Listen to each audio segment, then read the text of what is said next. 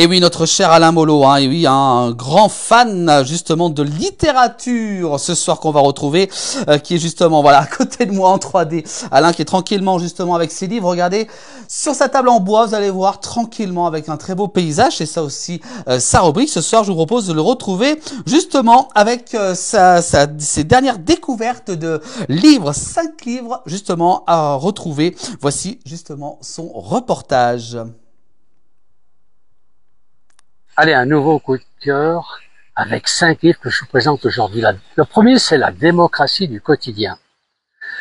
Poussez la porte de votre mairie et engagez-vous. Tel est l'appel de Cédric Zabot dans son livre La démocratie au quotidien à raconter les territoires. Cédric Zabot est directeur de l'Association des maires ruraux de France. Au contact des maires depuis de nombreuses années, il témoigne et invite chacun à s'interroger sur son engagement dans sa commune. Quand la vie politique tourne en rond, la commune reste un repère. Chaque jour, elle investit et innove, crée du lien, transforme et réinvente. Il vous encourage à vous engager, c'est le moment. L'édition de l'Aube, un livre de Cédric Zabot. Le deuxième que je vous présente, le maître Philippe de Lyon. Avec ce deuxième tome consacré au maître Philippe de Lyon, l'auteur nous apporte des témoignages, des anecdotes, des éléments biographiques et sujets ésotériques en lien avec la tradition orientale. L'auteur nous apporte dans cet ouvrage un éclairage supplémentaire sur ces êtres qui, à l'instar du maître Philippe, apparaissent à certaines époques de l'histoire pour nous apporter la lumière. Il nous conduit à nous intéresser autant à la tradition ésotérique occidentale qu'à la tradition orientale. C'est un livre de Gérard Dupont aux éditions Le Mercure Dauphinois. Le troisième que je vous présente, Balade en Grésivaudan, Comte de Savoie et alentours.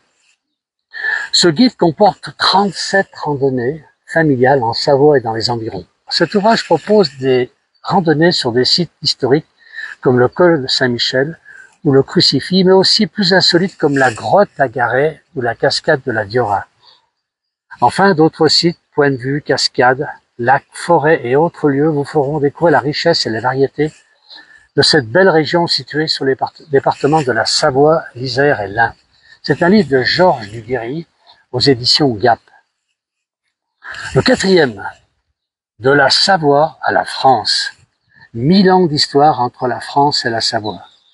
Ce livre, édité par le musée de la Comte de Savoie, c'est l'histoire racontée en bande dessinée de ces comtes et ducs de Savoie qui ont façonné ce pays en devenant les portiers des Alpes.